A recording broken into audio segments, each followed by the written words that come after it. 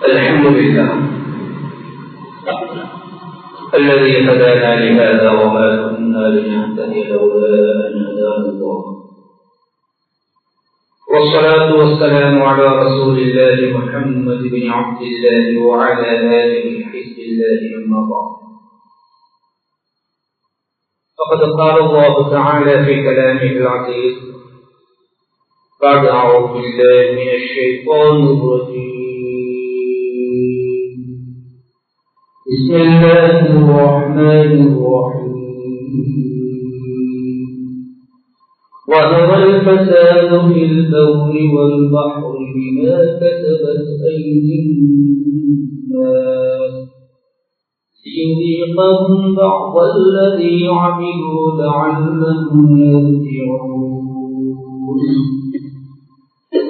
صدق الله العظيم.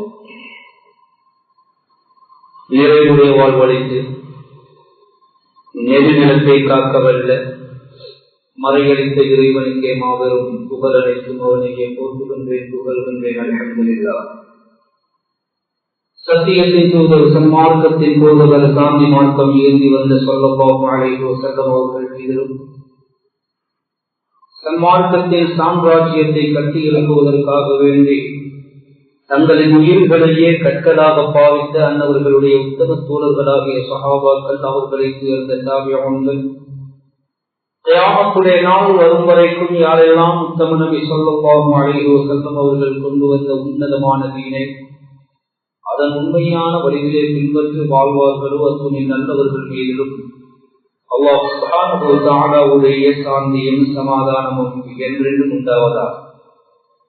புனித ஜும்ஆவுடைய கடமையை நிறைவேற்றுவதற்காக வேண்டி தூய்மையான உள்ளங்களுடன் இஅ்திகாஃபுடைய நியத்துடன் குறித்த நேரத்திலே இறைவனின் இல்லத்திலே ஒன்று கொண்டிருக்கும் அல்லாஹ்வின் நல்லடியார்களே, அன்பார்ந்த இஸ்லாமிய வாலிப நெஞ்சங்களே, எம்மை படைத்து பரிபாலித்துக் கொண்டிருக்கும் எல்லாம் வல்ல ஏகநாயன் அல்லாஹ் சுப்ஹானஹு வ தஆலாவை அனுதினமும் பயந்து, விசேஷமாக நாம் தனிமையில் இருக்கின்ற சந்தர்ப்பங்களிலும் அல்லாஹ் சுப்ஹானஹு வ தஆலாவை அஞ்சி பயந்து பணிந்து தக்வாவை கடைபிடித்து நடந்து கொள்வார்.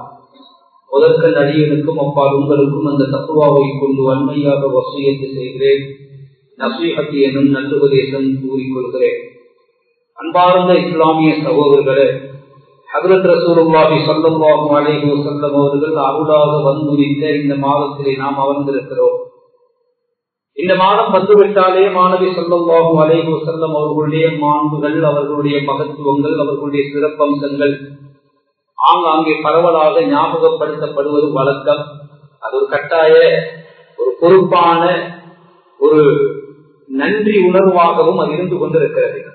நபிகள் நாயகம் ஸல்லல்லாஹு அலைஹி வஸல்லம் அவர்களை அடிக்கடி நாம் ஞாபகப்படுத்திக் கொண்டே இருக்க வேண்டும். அல்லாஹ்வும் குர்ஆனிலே வரஃபஅனா லக திக்ரக், உங்களுடைய பிரஸ்தாபத்தை நாம் உயர்த்தி வைத்திருக்கிறோம். எங்கெல்லாம் அல்லாஹ்வுடைய பெயர் சொல்லப்படுகிறதோ அடுத்த கடமை அருமை நாயகம் ஸல்லல்லாஹு அலைஹி வஸல்லம் அவர்களுடைய பெயர் மொழியப்படுகின்ற ஒரு ஏற்பாட்டை அல்லாஹ் சுப்ஹானஹு வ தஆலா வைத்திருக்கிறார். ஹஜ்ரத் ரசூலுல்லாஹி ஸல்லல்லாஹு அலைஹி வஸல்லம் அவர்களுடைய வாழ்க்கை வரலாறு பேணி பாதுகாக்கப்பட்டிருப்பது போல இந்த உலகத்தில் தோன்றிய எந்த தலைவருடைய வாழ்க்கை வரலாறும் அந்த அளவுக்கு பாதுகாக்கப்பட்டது கிடையாது என்று சொன்னால் அது மிகையாகாது. காரணம் என்ன தெரியுமா? காரண நபி ஸல்லல்லாஹு அலைஹி வஸல்லம் அவர்களுடைய தலைமுடி எப்படி இருந்தது, அது எவ்வளவு வளர்ந்திருந்தது, அதில் எத்தனை முடிகள் நரைத்திருந்தன, அந்த தலைமுடியை அவர்கள் எப்படி கோடு போட்டு வாழ்வார்கள் என்பது தொடக்கம் திருமதியிலே ஒரு ஹதீஸ் பதிவு செய்யப்பட்டிருக்கிறது. நபிகள் நாயகம் ஸல்லல்லாஹு அலைஹி வஸல்லம் அவர்கள் யூஸ் பண்ணிய, அவர்கள் பாவித்த ஸ்லீப்பருக்கு 2 வாடுகள் இருந்தன என்பது ஒரு ஹதீஸ். நபி ஸல்லல்லாஹு அலைஹி வஸல்லம் அவர்கள் பாவித்த ஸ்லீப்பர் கூட இன்னும் அருங்காட்சியக அந்த அமைப்புகளில் அது வைக்கப்பட்டிருக்கிறதை பாவனைக்காக வேண்டி 2 வாடுகள் கொண்ட ஸ்லீப்பரை ஹஜ்ரத் ஸல்லல்லாஹு அலைஹி வஸல்லம் அவர்கள் அணிந்திருந்தார்கள் என்பது ஹதீஸ். நான் இந்த 2ஐயும் மாத்திரம் ஏன் சொன்னேன் என்றால், உச்சந்தலை தொடக்கம் உள்ளம் காலை சுமக்கின்ற ஸ்லீப்பர் வரைக்கும் எப்படி இருந்தது, நபி ஸல்லல்லாஹு அலைஹி வஸல்லம் அவர்களுடைய நெஞ்சிலே முளைத்திருந்த ரோமங்கள் தொப்புள் வரைக்கும் எந்த ஷேப்பிலே எந்த அமைப்பிலே முளைத்திருந்தது என்பது கூட வரலாறுகளிலே பதிவு செய்யப்பட்டிருக்கிறது என்றால், கண்ணியமான கனவான்களே, சகோதரர்களே, ஆரம்பத்திலே சொன்னேனே, அதுல ஸல்லல்லாஹு அலைஹி வஸல்லம் அவர்கள் போட்ட திணிப்பதற்கு 2 வாறுகள் இருந்தன. இதுல ஏதாவது படிப்பினைக்குரிய விடயம் இருக்கிறதா என்று பார்த்தால் எங்களுடைய புத்திக்கு எதுவும் படாது. இருந்தாலும் கூட அப்படியான ஒரு ஹதீஸை அறிவித்த ராவிகள் இருக்கிறார்களே, அந்த ஹதீஸ் வரிசையிலே வருகின்ற அறிவிப்பாளர்கள் இருக்கிறார்களே, அந்த ஹதீஸை மாத்திரம்தான் அவர் சில நேரம் அறிவித்திருந்தாலும் கூட அதன் காரணத்தினால் அவருடைய முழு வரலாறும் பாதுகாக்கப்பட்டிருக்கிறது. நபி ஸல்லல்லாஹு அலைஹி வஸல்லம் அவர்களுடைய வரலாறு அல்ல, அந்த நபிகள் நாயகம் ஸல்லல்லாஹு அலைஹி வஸல்லம் அவர்களை பற்றி ஒரு செய்தி எடுத்து வைத்தாலும் கூட அவருடைய முழு சரித்திரமும் அலசி ஆராயப்பட்டிருக்கிறது. அவர் எங்கே பிறந்தார், எத்தனையாம் ஆண்டிலே பிறந்தார், எங்கே வஃபாத்தானார், எத்தனையாவது வயதிலே வஃபாத்தானார், யாரை திருமணம் முடித்தார், யாருக்கு பிறந்தார், எத்தனை பிள்ளைகளை பெற்றெடுத்தார், எத்தனை நாடுகளுக்கு ஹதீஸ் கலையை கற்பதற்காக வேண்டி பயணம் மேற்கொண்டிருக்கிறார், எத்தனை ஆசான்களிடத்திலே கால் மடித்து ஹதீஸை படித்திருக்கிறார், எங்கே அடக்கம் செய்யப்பட்டிருக்கிறார். கண்ணியமான கனவான்களை, இப்படி இறைத்தூதர் ஸல்லல்லாஹு அலைஹி வஸல்லம் அவர்களுடைய ஒரு ஹதீஸை ரிவாயத்து செய்தார்கள் என்பதற்காக 5 லட்சம் பேர்களுடைய வரலாறு பாதுகாக்கப்பட்டிருக்கிறது.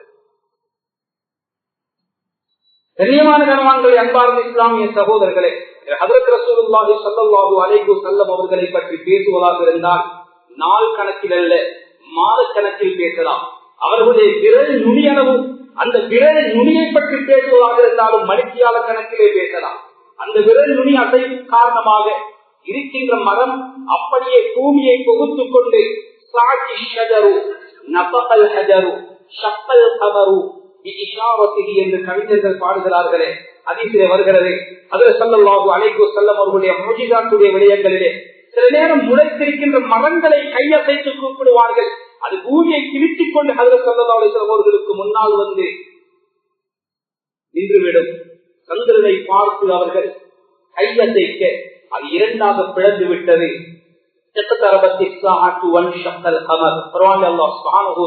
சொல்லிவிட்டார்.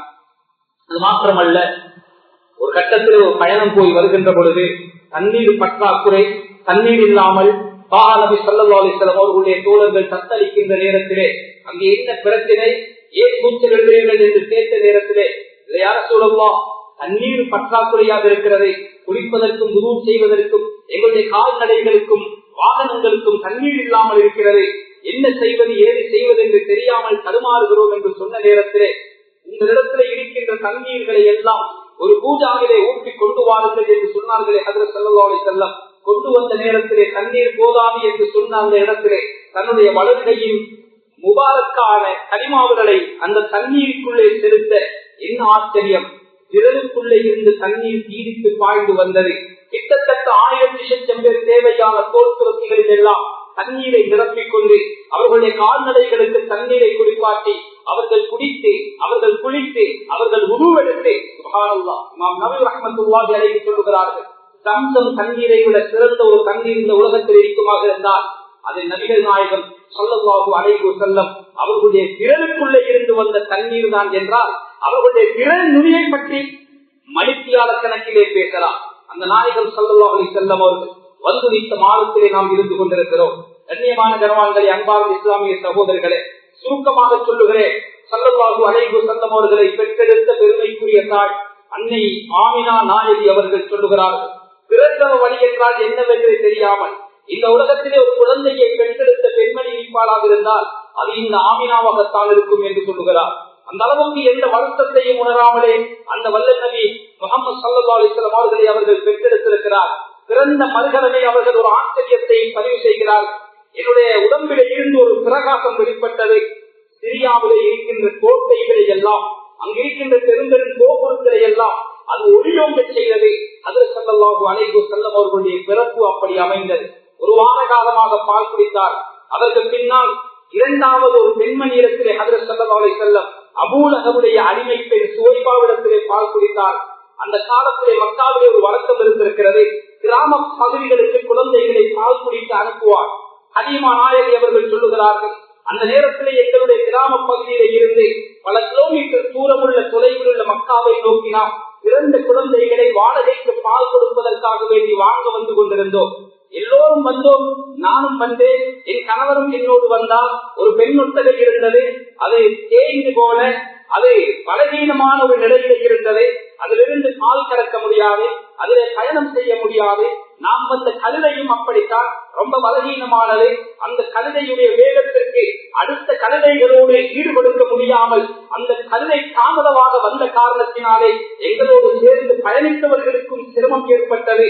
அவசரமாக வர வேண்டும் அல்லவா என்றெல்லாம் முணங்கியவர்களாகவே அவர்கள் வந்தார்கள். வந்து மக்காவை நெருங்கிய இடத்துல ஒரு நாள் இரவு கழிக்க வேண்டிய நிலை ஏற்பட்டது. சத்தியமாக சொல்லுகிறேன், யாருமே நாங்கள் அந்த இரவை ஒரு கண்ணுக்கு தூங்கவில்லை. என் கணவனும் தூங்கவில்லை, நானும் தூங்கவில்லை. காரணத்தை பதிவு செய்கிறார்கள். அதிலே ஒரு விடயம் இருக்கிறது. காரணம் என்ன தெரியுமா?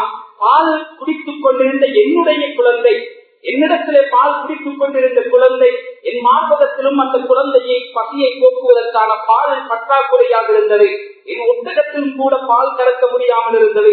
ஒரு பக்கத்திலே நானும் கணவனும் பசியோடு வாழுகிறோம், மறுபக்கத்திலே இந்த குழந்தையும் பசியோடு பசி பிடித்து அந்த இரவு முழுக்க அழுத காரணத்தினாலே அந்த இரவே ஒரு கண்ணுக்கு எங்களுக்கு தூக்கம் போகவில்லை. மறுநாள் காலை பொழுதிலே எங்களுடைய தாமதத்தை பயன்படுத்தி எங்களோடு வந்தவர்கள் நேர காலத்தோடு மக்காவுக்கு சென்று அங்கிருந்த குழந்தைகளை எல்லாம் தத்தெடுத்து விட்டார்கள் பால் குடிப்பதற்காகவே.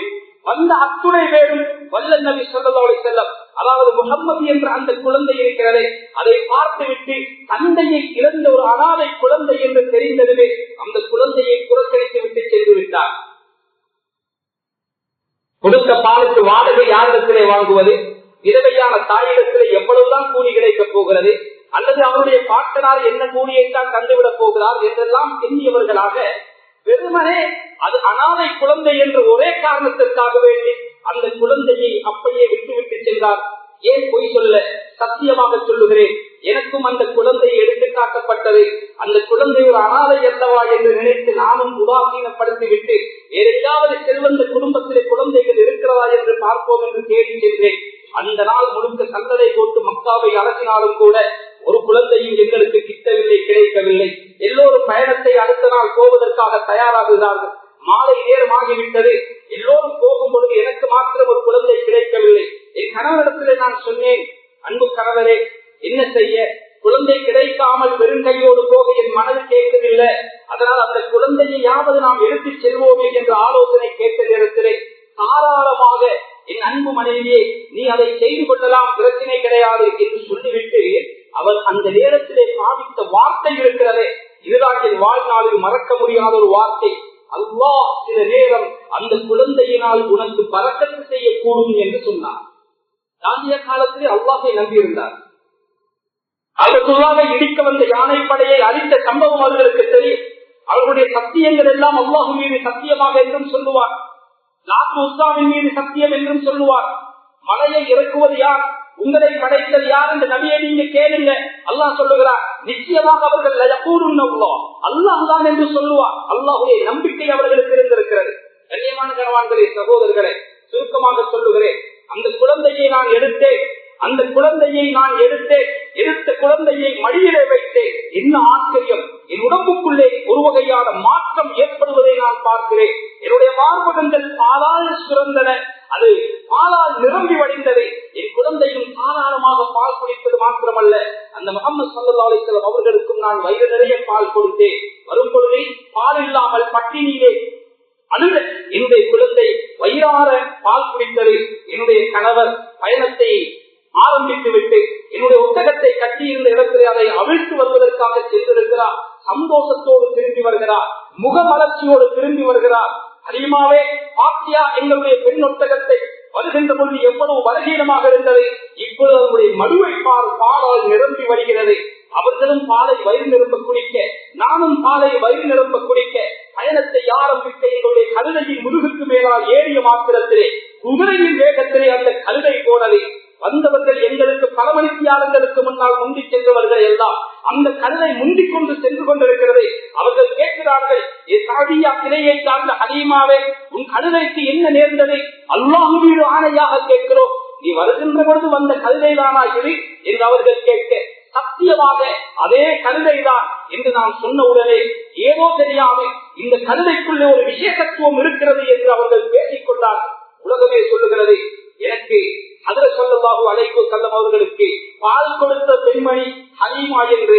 ஆனால் நான் இந்த உலகத்திற்கு சொல்லுகிறேன், அல்லாஹ் மீது சத்தியமாக எனக்கு பாலை தந்தது மாத்திரமல்ல, என் ஒட்டகத்திற்கு பாலை தந்தது மாத்திரமல்ல, என் குடும்பத்திற்கே பாக்கியத்தையும் தந்தது அந்த பைகம்பர் ஸல்லல்லாஹு அலைஹி வஸல்லம் அவர்களை நான் சுமந்த பிறகுதான் அவர்கள் தான் எனக்கு பால் தந்தார்களே தவிர நான் அவர்களுக்கு பால் கொடுக்கவில்லை என்ற உண்மையை ஹலீமா நாயகி அவர்கள் சொல்லி காட்டுகிறார் என்றால் என்ன சொல்ல வருகிறேன் என்றால், அந்த நேரத்திலே அவர்கள் எதிர்காலத்திலே ஒரு நபியாக வரப்போகிறவர்கள்.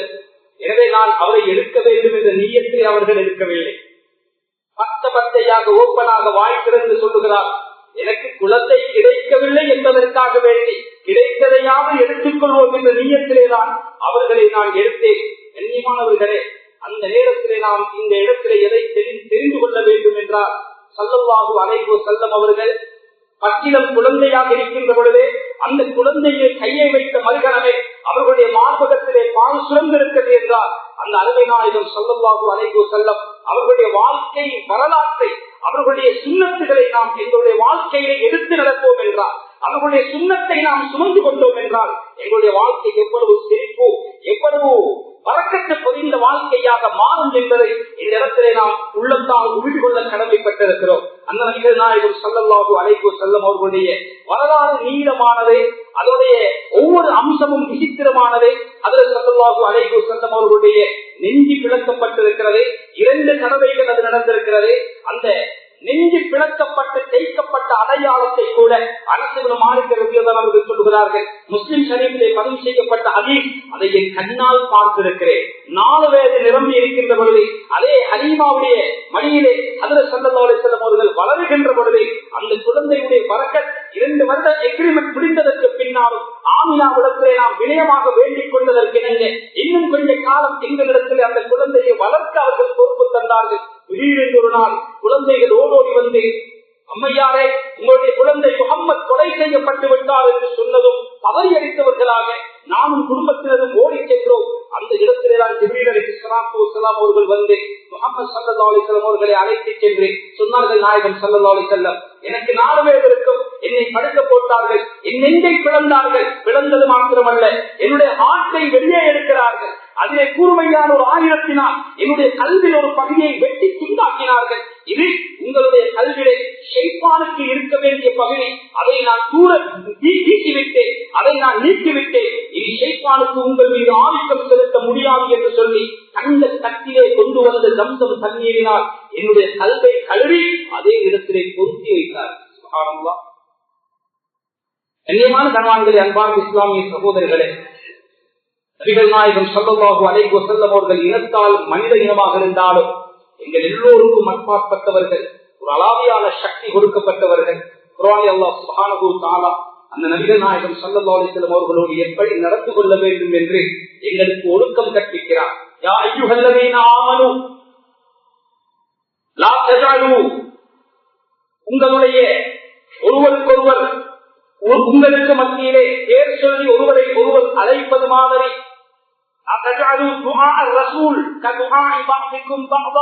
என்னுடைய ரசூலை நீங்கள் பெயர் சொல்லி அழைக்க கூடாது என்று அல்லாஹ் குர்ஆனில் ஆணித்தரமாக சொல்லிவிட்டார்.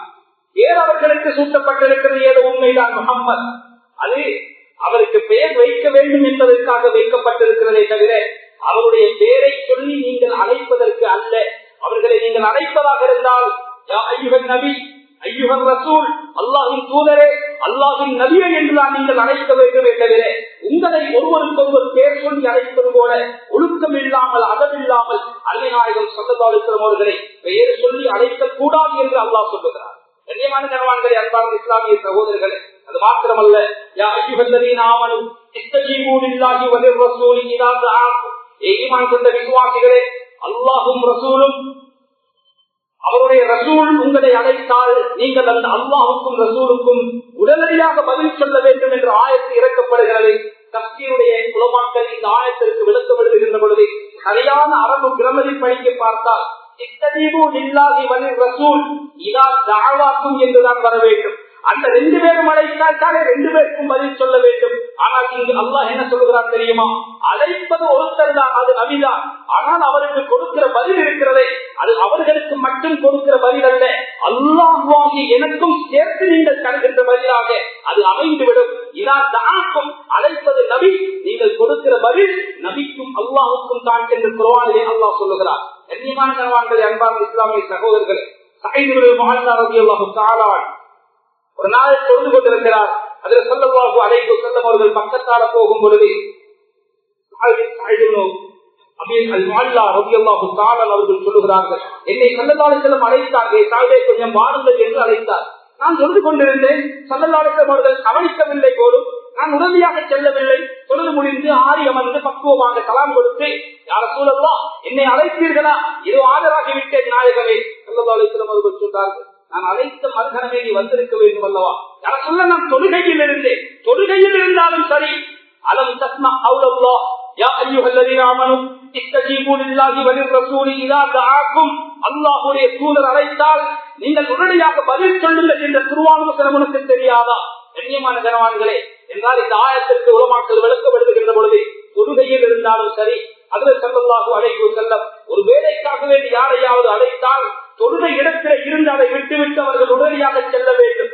சென்று ஸல்லல்லாஹு அலைஹி வஸல்லம் அவர்களுடைய சகல வேலைகளையும் முடித்து விட்ட இடத்தில் இருந்து அந்த தொழுகையை தொடரலாம். அதுவரைக்கும் அவர் நடந்த நடை அந்த தொழுகையை மாப்பிலாக்கால், அதுவரைக்கும் அவர் பேசிய பேச்சு அந்த தொழுகையை மாப்பிலாக்கால். ஸல்லல்லாஹு அலைஹி வஸல்லம் அவர்களுக்கு தெரியாதா இவர் தொழுகையை இருக்கிறார் என்று?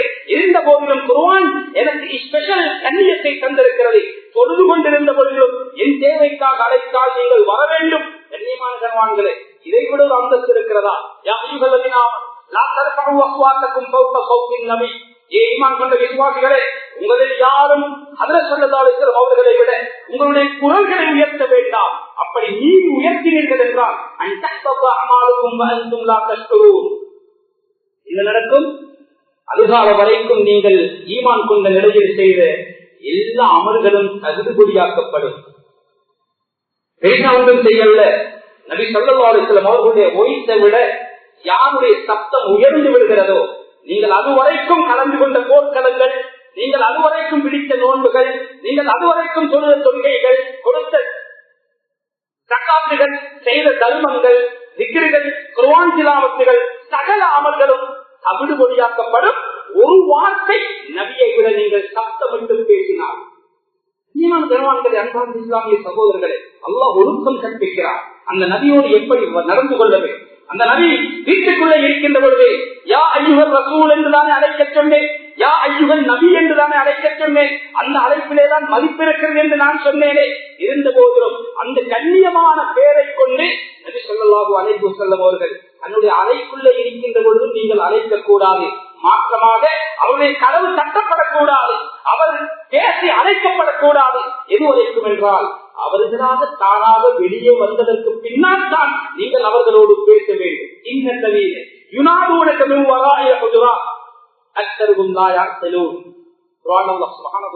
சொல்லுகிறார்? சில பேர், சில கிராமப்புறத்து மக்கள் நபி ஸல்லல்லாஹு அலைஹி வஸல்லம் வீட்டுக்குள்ளே இருக்கின்ற பொழுது யா ரசூலல்லாஹ் என்று கத்துவார், சத்தமிடுவார். நாயகமே, நீங்கள் அறைக்குள்ளே உங்கள் சொந்த அலுவல்களில் ஈடுபட்டுக் கொண்டிருக்கின்ற பொழுது அப்படி யாராவது சத்தமிட்டு அழைத்தால் நீங்கள் அதை கணக்கில் எடுக்காதீர்கள், அவர்கள் விளப்பம் இல்லாதவர்கள் என்று அல்லாஹ் நபிக்கு குர்ஆனிலே ஆறுதல் சொல்லுகிறான் என்றால். இனிமான கனவான்கள், அன்பார்ந்த இஸ்லாமிய சகோதரர்கள், ஒரு விடயத்திற்கு வருகிறோம். ஏன் இந்த ஒழுக்கம், ஏன் இந்த ஆறுதல்? புகாரியுடைய பாடத்தில் ஒரு ஆச்சரியமான ஹதீஸ். சஃபை ஸல்லல்லாஹு அலைஹி வஸல்லம் ஏற்படுத்துவார். கட்டுகின்ற பொழுது சொல்லுவார்கள், சவ்வு சுஃபூஃபக்கும் ஃபஇன்னி அராக்கும் மின் ஹல்கி அவ் மின் வராஇ பஹரி. பல அமைப்பிலே ரிவாயத்துகளிலே வருகிறது, நான் தக்பீர் கட்டியதற்கு பின்னால் நீங்கள் தப்புகளில் கோணலாக வேண்டாம். சில நேரம் முதலாவது சுஜூது செய்துவிட்டு இருக்கும் பொழுது அந்த கோணல் வந்துவிடும், அப்படி செய்ய வேண்டாம். காரணம் என்ன தெரியுமா? நீங்கள் நினைப்பதை நான் முன்னால் தான் பார்த்துக் கொண்டிருக்கிறேன், எனக்கு எங்கே தெரிய போகிறது நீங்கள் நினைக்கலாம். அல்லாஹ் மீது ஆணையாக சொல்லுகிறேன், நீங்கள் எல்லோரும் எப்படி உங்களுக்கு முன்னால் பார்க்கிறீர்களோ தெரிகிறதோ அதே மாதிரி எனக்கு என்னுடைய பின்னாலும் தெரியும் என்று சொன்னார். காவியருடைய ஜின்களுடைய மோசமான தாக்குதல்களை விட்டும் ஸல்லல்லாஹு அலைஹி வஸல்லம் அவர்களை பாதுகாப்பதற்காக வேண்டி ஸ்பெஷலாக அல்லாஹ்வால் கொடுக்கப்பட்ட விசேஷத்துவங்கள் தானே. நான் முன்னால் பார்ப்பது மாதிரியே பின்னால் பார்ப்பேன் என்றார்கள் கண்ணியமானவர்களே ஹஜ்ரத் ரசூலுல்லாஹி ஸல்லல்லாஹு அலைஹி வஸல்லம். எனவே அந்த நபி ஸல்லல்லாஹு அலைஹி வஸல்லம் அவர்களை எப்படி அழைக்க வேண்டும், அந்த நபி ஸல்லல்லாஹு அலைஹி வஸல்லம் அவர்களோடு எப்படி பேச வேண்டும், எப்படி சத்தம் குறைத்து பேச வேண்டும் என்பதெல்லாம் இது அல்லாஹ் அந்த நபியோடு நாம் நடந்து கொள்ள வேண்டிய ஒழுக்கத்தை கற்பிக்கிறான் அல்லவா. நான் கேட்கிறேன், சாதாரணமாக பேசும் பொழுது கொஞ்சம் குரல் சக்தி பேசினாலும் எங்களுடைய அமல் தவிடுபடியாக்கப்படும் என்றால், ஒரு மனிதனை கேவலப்படுத்துவதில் அவருடைய சொல்லுக்கு கட்டுப்படாமல் இருப்பதை விட என்ன கேவலம் வேண்டி இருக்கிறது. ஒருத்தர் எங்களுக்கு முன்னால் சத்தமிட்டு பேசுகிறார் என்றால் நாம் அதை அலட்டிக் கொள்ள மாட்டோம், அவருடைய சுபாவம். ஆனால் நாம் ஒன்றை செய்ய சொல்லி அவர் செய்யவில்லை என்றார். கண்ணியமான கர்வான்களை அன்பார்ந்த இஸ்லாமிய சகோதரர்கள் சிலர் சொல்லுவார், நபியோடு எங்களுக்கு மகப்பத் இருக்கிறது, அதனால் ஏன் நபியை பின்பற்றுகிறீர்கள்? இல்லை, அதை பின்பற்றுவது இரண்டாவது, ஆனால் முகப்பத் இருக்கிறது. இதற்கு உதாரணம் சொல்வதாக இருந்தால், ஒரு வயது முதிர்ந்த தாயை படித்துக் கொண்டிருக்கிறார். அந்த தாயை பற்றி பேசினால் இவர் குத்துக் கொண்டு வந்துவிடும், இவருக்கு கோபம் வந்துவிடும், இவர் ஆக்ரோஷம் அடைஞ்சிருவார். யார் என்று பார்க்க மாட்டார். என்னுடைய உம்மாவை இருக்கா ஏசினா என்று கேட்போமே, தாயை பற்றி பேச விட மாட்டார். தாயோடு அவ்வளவு இறக்கமா, தாயோடு அவ்வளவு மகப்பத்தா. அந்த தாய் ஒரு மகன் தயாராகி கொண்டிருக்கின்ற ஒரு மகனை என்று அழைக்கிறார். ஏன்மா என்று கேட்கிறாரு. என்னை கொஞ்சம் ஹோட்டல் வச்சு தர முடியுமா, கொஞ்சம் ஒரு சுடுதண்ணி கொஞ்சம் குடிக்கணும் தர முடியாதுமா, இப்ப கேட்காதீங்க, உன்னுடைய தாய் அல்லவா, என்னை பத்தி பேசினாவே நீ கொவித்து விட்டு விடுகிறாய், என்னை பத்தி யாராவது சித்திரம் வரைந்தால் நீ ஆர்ப்பாட்டம் செய்கிறாயே, என்னை பற்றி யாராவது கேவலமா பேசினால் நீ கொதித்து போகிறாயே, என்னுடைய ஒரு பேச்சு கொஞ்சம் தண்ணி தொட்டு கேட்கிற நீ தர முடியாது என்று சொல்கிறாய் என்றால் அது தர முடியாது. ஆனால் இரக்கம் இருக்கிறது என்று சொன்னால் இந்த இரக்கத்தை உலகம் ஏற்றுக் கொள்ளுமா? யாராவது புத்திசாலிகள் உண்மையிலே அல்லாஹ்வுடைய நபியோடு இரக்கமாக இருக்கிறார் என்று சொன்னால் இது நம்புகின்ற செய்தியா? எங்கள் கல்யாணம் நபி சொன்ன மாதிரி செய்ய முடியாது, என்னுடைய வியாபாரம் நபி சொன்ன மாதிரி செய்ய முடியாது, நான் பக்கத்து வீட்டோடு நடக்கிற முறை அது நபி சொன்ன மாதிரி செய்ய முடியாது, என்னுடைய மனைவியோடு என்னுடைய பிள்ளைகளை வளர்க்கின்ற அந்த விதம் இதெல்லாம் நபியை பார்த்து இந்த காலத்தில் செய்ய இயலாது. ஆனா நபிக்கு என்னமா சொன்னா நான் தாங்க மாட்டேன் என்று சொல்லுவதும் அந்த தாய் கேட்ட சுடுதண்ணியை கொடுக்காதவரும் சமந்தான். உஸ்மான் இப்னு அஃபான் ரலியல்லாஹு தஆலா ஸல்லல்லாஹு அலைஹி வஸல்லம் அவர்களுடைய கையில் ஒரு மோதிரம் இருந்தது. அந்த மோதிரத்துடைய வேலைப்பாடு எந்த நாட்டிலே செய்யப்பட்டது என்று பதிவு செய்யப்பட்டிருக்கிறது. சுப்ஹானல்லாஹ், எத்தியோப்பியா, ஹபஷா. அதிலே எத்துணை வரிகள் எழுதப்பட்டிருந்தன. என்ன எழுதப்பட்டிருந்தன? முஹம்மது ரசூலுல்லாஹ் ஸல்லல்லாஹு அலைஹி வஸல்லம்.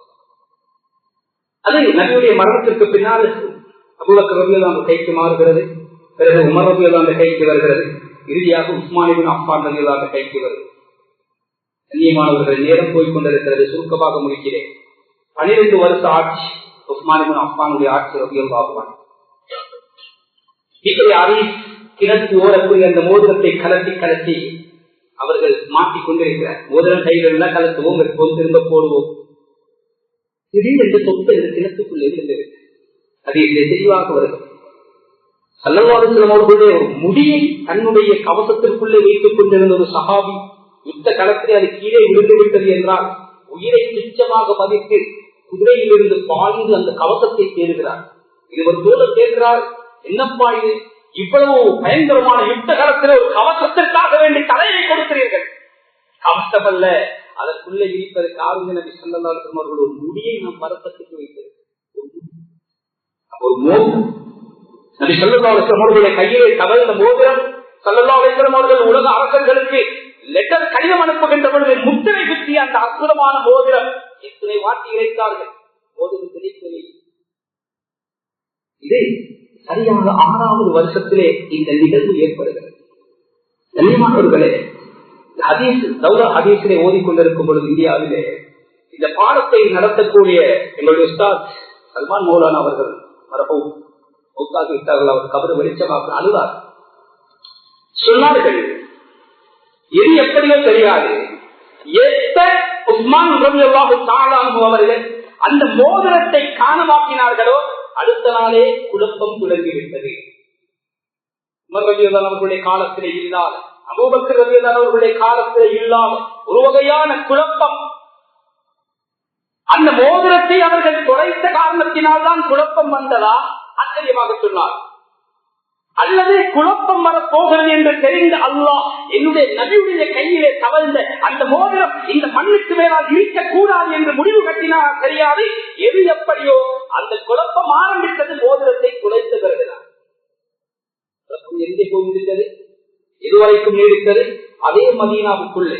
அவ்வளவு லட்சக்கணக்கான முஸ்லிம்கள், ஆயிரக்கணக்கான முஸ்லிம்கள் குடை சூழ உஸ்மான் ரலியல்லாஹுடைய வீடு புகுந்து மனைவிக்கு முன்னாலே படுகொலை செய்யப்படுகின்ற அளவுக்கு குழப்பம் சொல்லிட்டு சொன்னார்கள். நபியுடைய விரல்கள் 10 விரலிலே ஒரு விரலின் ஓரத்திலே ஒட்டி பிடித்துக் கொண்டிருந்த அந்த மோதிரத்தை குலைத்த காரணத்தினாலே பூமிக்கு மேலால் எவ்வளவு பிரச்சனை என்றால், காலையில் எழும்பியதிலிருந்து இரவு தூங்க போகும் வரை, பிறப்பில் இருந்து இறப்பு வரை நபியுடைய சுன்னத்துகள் புதிதோம்பி புதைக்கின்ற பொழுது இந்த உலகத்தில் என்ன குழப்பம்தான் ஏற்படாமல். கண்ணியமான கனவான்கள், அன்பான இஸ்லாமிய சகோதரர்கள்,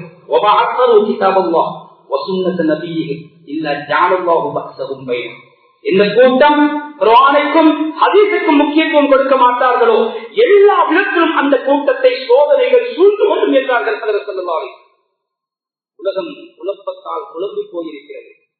அதனால் மக்களுடைய வாய்களில் எல்லாம் குழப்பலாக இருந்து கொண்டிருக்கின்ற ஒரு காலம். குழப்பம் தான் ஒரு பக்கம் நோயினால் குழப்பம் பார்க்கிறோமா இல்லை, இன்னொரு பக்கம் அனர்த்தங்களின் மூலமாக பூமி அதிர்ச்சி, புயல், காற்று, சுனாமி, மண் சரிவு, இன்னொரு பல அழிவுகள், அமளித்துமணிகள், நோய்களால் பிரச்சனை, அனர்த்தங்களால் பிரச்சனை,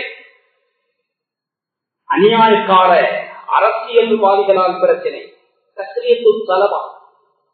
இவருடைய ஆட்சி பொறுப்பை அல்லாஹ் சுப்ஹானஹு வ தஆலா நாட்டோடு, நாட்டு மக்களோடு பற்றில்லாத அநியாயக்காரர்களுடைய கையிலே ஒப்படைப்பான் என்று ஒரு காலத்திலே ஸல்லல்லாஹு அலைஹி வஸல்லம் அவர்கள் சொல்லிவிட்டார். அது இப்பொழுது நடக்கிறதா இல்லையா டிசைட் பண்ண வேண்டியது. இது ஒரு வகையான பிரச்சனை தான். கண்ணியமான கண்வான்களே, அன்பார்ந்த இஸ்லாமிய சகோதரர்களை, இறுதியாக நான் முடித்துக் கொள்கிறேன். ஸல்லல்லாஹு அலைஹி வஸல்லம் அவர்கள் ஆட்சி மாற்றத்தை பற்றி பேசியிருக்கிறார். நாட்டு மக்கள் எல்லோரும் ஒரு மாற்றத்தை எதிர்பார்க்கிற காலத்திலே நாம் இருந்து கொண்டிருக்கிறோம். நன்றாக ஒன்றை கவனத்தில் வைத்துக் கொள்ளுங்கள். எங்களுக்கு தலை மாறுவது நோக்கம் அல்ல, நிலை மாறுவதுதான் நோக்கம். அமெரிக்க ஜனாதிபதி தேர்தல் பகுதியில் இருக்கிற ஒரு ஆய்மடத்திலே கேட்கப்பட்டது, ஜனாதிபதி தேர்தல் நடக்கிறது, இதுல இவர் வந்தால் என்ன நடக்கும், அவர் வந்தால் என்ன நடக்கும். ஒரு கொயினை எடுத்தார், ஒரு ரூபாய் அல்லது 2 ரூபாய் என்று வைத்துக் கொள்ளும். அதை அப்படியே தொஸ் போட்டார், சுண்டிவிட்டார். பூவா தலையா என்று கேட்டால் ஒன்று பூ வரும், தலை வரும். எது வந்திருக்கிறது? தலைதான் வந்திருக்கிறது. அங்கல விருத்தங்கள் என்ன இருக்கிறது? பூதான் இருக்கிறது. போட்டதற்கு பின்னால் அந்த கோயில் எவ்வளவாக இருக்கிறது? அது 1 ரூபாவாகத்தான் இருக்கிறது. யாரு வந்தாலும் போடப்பட்ட கோயில் ஒன்றல்லவா, நிலை மாற வேண்டும், தலை மாறி வேலை இல்லை. தலை மாற வேண்டுமா? நபி ஸல்லல்லாஹு அலைஹி வஸல்லம் அவர்கள் சொன்னார்கள், அனல்லாஹ் அன மாலிகுல் முலூக் லா இலாஹ இல்லா அன். அரசர்களுக்கெல்லாம் அரசன் நான் தான். முலூக்குல் குலூபுல் முலூகி ஃபீ யதி. உலகத்தில் உள்ள அத்துணை ஆட்சியாளர்களுடைய உள்ளங்களும் என் கரத்துக்குள்ளே இருக்கிறது அல்லாஹ் சொல்லுகிறார்.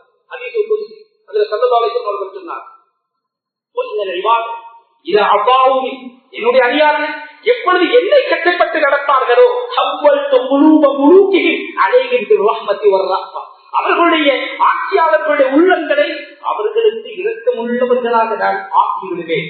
யாரெல்லாம் என் கடமைகளுக்கு கட்டளைகளை புறக்கணித்து இந்த உலகத்திலே வாழ்கிறார்களோ அவர்களுடைய உள்ளத்திலே என்னுடைய அடியார்களை பற்றி, விசேஷமாக கலிமாவை முடிந்தவர்களை பற்றி குரோதத்தையும் துவேஷத்தையும் போட்டு விடுவேன் என்று ஹதீஸ் குத்ஸியில் சொல்கிறார்.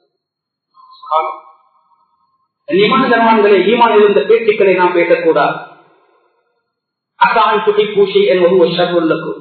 சில விஷயங்களை நீங்க விரும்புவீங்க, ஆனா நீங்க விரும்புறதுல உங்களுக்கு எதிர்பாராத பல ஷர்வுகளில் இன்னும் சில விடயங்களை நீங்க வெறுப்பி, ஆனா அதுலதான் உங்களுக்கு கை இருக்கு. உங்களுக்கு ஒன்றும் தெரியாது, அல்லாஹுக்கு தான் எல்லாமே தெரியும். குழந்தைக்கு துவா கேட்கும் பொழுது ஆம்பளை புள்ளைய தாண்டி கேட்கப்படாது, பொம்பளை புள்ளைய தாண்டி கேட்கப்படாது, சாதாரண புள்ளைய தாண்டுதான் கேட்கும், ஆரோக்கியமான புள்ளைய தாண்டுதான் கேட்கும். ஆட்சியை கேட்கும் பொழுது எனக்கு சார்பானவன் அவனைத்தா இவனை தாண்டு அல்லாஹுக்கு நாங்கள் ஐடியா சொல்லக்கூடாது. நாட்டோடு, நாட்டு மக்களோடு, நாட்டுடைய செல்வங்களோடு யாருக்கு இரக்கமும் பற்றும் இருக்கிறதோ அந்த மக்களுடைய கையில் ஆட்சியை கொடு என்பதுதான் எங்களுடைய துவா. அவர் வந்தால் அப்படி செய்வார், இவர் வந்தால் இப்படி செய்வார் என்று அல்லாஹுடைய சில பொறுப்புகளை சில பேர் வசம் வைத்துக் கொண்டு அவர்களுக்கு சாதகமாக பேசுவதற்கிறதே இது நபி வழிக்கு மாற்றமானது. எனவே கண்ணியமான ஜனவான்களே, அன்பார்ந்த இஸ்லாமிய சகோதரர்களே, எல்லாவற்றுக்கும் தீர்வு, எல்லாவற்றுக்கும் விமோசனம் எங்களுடைய சௌபாவிலும் எங்களுடைய பக்குவத்திலும் எங்களுடைய அல்லாஹ்வின் பக்கம் நாங்கள் நெருங்குதலில் தான் இருக்கிறது. எனவே அல்லாஹ் சுப்ஹானஹு வ தஆலாவுக்கு மிக நெருக்கமான நல்லடியார்களுடைய கூட்டத்தில் சேர நாம் அனைவர்களும் உறுதிகொள்வோம். அல்லாஹ் சுப்ஹானஹு வ தஆலா அதற்காக நம் அனைவருக்கும் அருள் புரிவானாக. எங்களுடைய பாவங்களை மன்னித்து தருவாயா, எங்களை பெற்று வளர்த்த பெற்றோர்களுடைய சகல பாவங்களை மன்னித்து தருவாயா, எங்கள் குழந்தை செல்வங்களின் எதிர்காலங்களை உரிமையமாக்கி வைப்பாயா, கெட்ட பயங்கரமான ஆபத்தான நோய்களை விட்டு எங்களை பாதுகாத்து தருவாயா, நாட்டையும் நாட்டு மக்களையும் பாதுகாத்து தருவாயா, இனங்களுக்கு மத்தியே ஒற்றுமை நசீபாக்குவாயா, இடவுகள் பிரச்சனைகளை விட்டு பாதுகாத்து தருவாயா. பயங்கரமான ஒரு பாரிய தேர்தலை நாம் எதிர்பார்த்துக் கொண்டிருக்கிறோம். யா அல்லாஹ், இந்த தேர்தலை காரணமாக வைத்து நாட்டிலே பிரச்சனைகள் குழப்பங்கள் ஏற்பட்டு விடாமல் பாதுகாத்துகிறப்பே நாட்டோடும் நாட்டு மக்களோடும் யார் அன்பாக இரக்கமாக இருக்கிறார்களோ, நீதியாக நேர்மையாக ஆட்சி செய்ய வேண்டும் என்று தங்கன் கட்டி இருக்கிறார்களோ, அப்படியான நல்லவர்களுடைய கையிலே ஆட்சியை ஒப்படைத்து விடுவாயாக. இனங்களுக்கு மத்தியிலே பிளவுகள் பிரச்சனைகள் வந்து விடாமல் பாதுகாத்து தருவாயாக. எல்லாவற்றுக்கும் மேலால் இந்த உலகத்தை விட்டு பிரிகின்ற பொழுது சிரித்த முகத்தோடு, கனிமாவை முடிந்த நாவோடு, சுவர்க்கத்தை பார்த்து ரசித்த கண்ணோடு இந்த உலகத்தை விட்டு பிரிகின்ற இந்த பாக்கியமான மௌத்தை நம் அனைவருக்கும் நசீபாக்குவாயாக. வாக்களை கபூல் செய்து கொள்வாயாக. வாகரதாவான அல்ஹம்துலில்லாஹ்.